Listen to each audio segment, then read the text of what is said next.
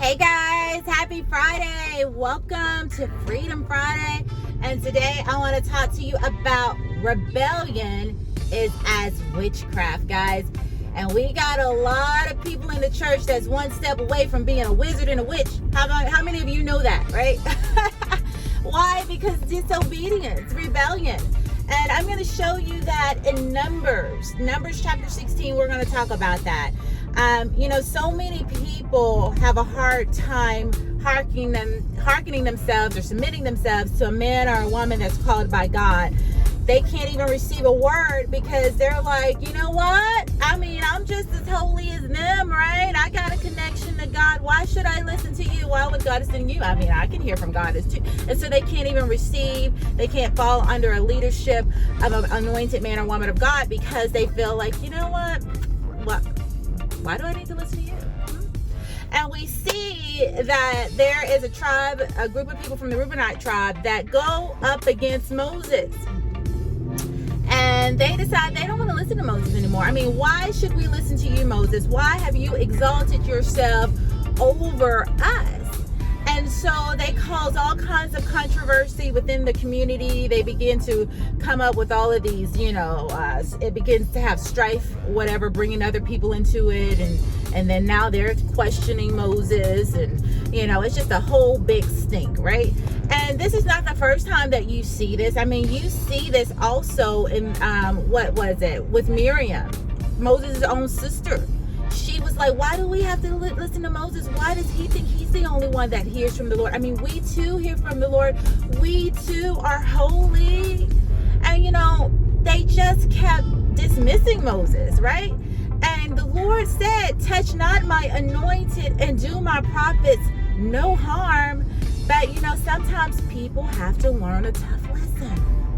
And so Miriam, the Lord overhears what she's saying. The Lord knows what's in her heart. And so he ends up having to rebuke and correct her. She ends up getting leprosy. And guess who's the one that has to pray for restoration for her? Moses. You see, Moses wasn't even aware about all the backbiting that was going on in the community. He had no idea. But guess who hears? And guess who sees? And guess who knows everything? God does. That's why justice belongs to him. He is our vindicator. So in Numbers, we see it. Here it goes again, right?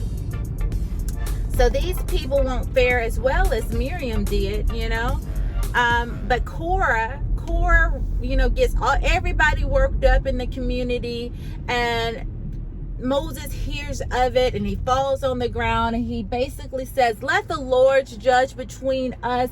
He will hear this thing, and he will call you to him. Well, before Moses could even finish his sentence and get up, they said that there was a separation.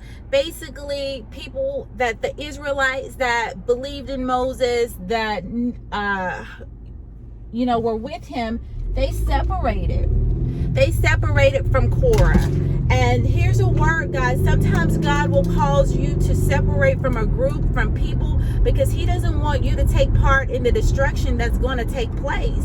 And so when God calls you away from a group or a people or a person, you better make sure that you listen, because you never know why he's calling you from a group. It could be that judgment is about to fall into that house.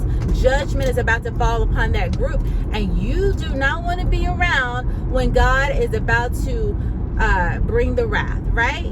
We have to understand this, guys. Some people, they bring a blessing with them wherever they go. Think about people like Joseph and Jacob. Wherever they went, things prosper.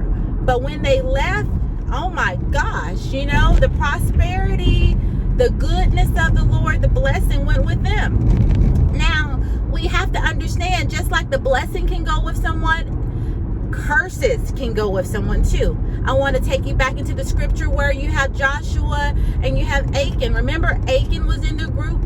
He was he sinned against God. That sin caused the whole group to not have the victory. And so Joshua, he fell on his face and his knees. And remember, he was crying out to the God because he was like, he wasn't used to that. He said, why we don't got the victory? What is going on? And God said, get up from off of your knees. There's someone in the camp that's got sin. then we find out it was Achan. They had to get rid of Achan, and then they had the victory, right?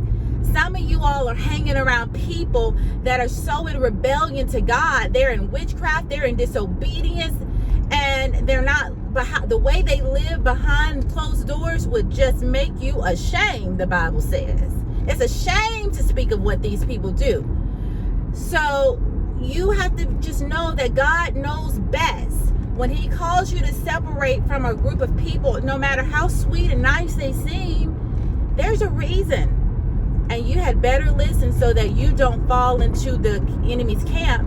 And then when destruction comes, when God brings the wrath, you all up in it. So listen to what happens to Korah and the people that were with him, because the Israelites that knew their God and that were hearkening to what Moses said, they separated. Even they had enough sense to separate, right? They had enough sense to come away from Korah and his family.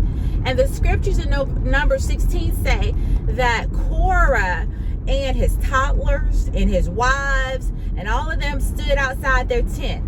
And the Bible says that the ground opened up and swallowed them alive, and they perished. Can you imagine watching that? Oh my goodness. Because of his rebellion, it cost him his family. Y'all, this is a word that you cannot let just go over your head. Because of his rebellion, Korah, all that were with him, all that stood by with him. Because when you stand by something, what you're saying is, I'm in agreement. When you don't speak up, you say, I'm in agreement. And the ground swallowed his entire family up that was with him. Okay? Y'all, this is a powerful message.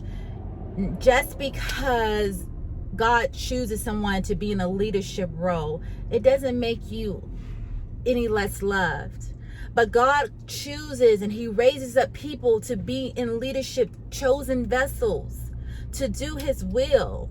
And it's so important that you understand that, and you don't let the enemy get in your ear and say, well, did God really say that? Why does this person have to be in charge? I mean, aren't we all just as holy as this is what they said? But God says, touch not my anointed and do my prophets no harm. The Bible teaches us, those of us who have the Abrahamic covenant, the blessing upon our lives, is that he will bless those who bless you, and he will curse those who curse you. So you better be real careful out here who you're putting your mouth on. All right, guys, that is the lesson today. I do have another word. Actually, this morning during devotion, the Lord led me to Jeremiah that coincides with the word that he gave me on Tuesday about the restoration of the African-American community, the scattered tribes of Judah.